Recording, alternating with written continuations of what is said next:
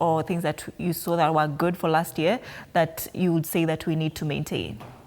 There are indicators to the money market or to the lending rates in the market.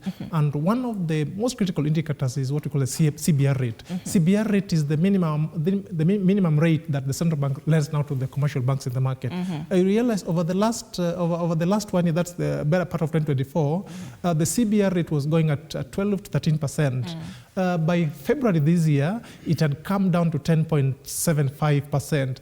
The latest monetary policy committee announcements, they brought it 10%. What that portends is central bank is trying to tell commercial banks to push down their lending rates. And if you look at the lending rates, it has taken that trajectory. Last year, commercial banks were lending at 19-20%.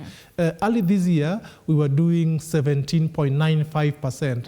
Currently, most commercial banks, the average lending rate is at around 16.8%. So that is a good trajectory that commercial banks are taking. And if the CBR rate was to go much lower, say to 8 or 9%, then you realize that the interest rate will go to maybe 15 or 14%. So in as much as things are not where we want them to be, but again, the improvements or the trajectory that we are getting from the market is that the rates are going down. Number two factor that most commercial banks look at, or that central bank looks at when they're looking at their interest rates, is the inflation rate levels. Remember, our inflation rates over the last 1 year has been quite stable at around 3 to 4%, which is the lowest that we've had. I think we had very high inflation rates in 2022 and 2023, but 2024 coming 2025, the inflation rates have stabilized. When inflation rates stabilizes, then you realize that interest rates tend to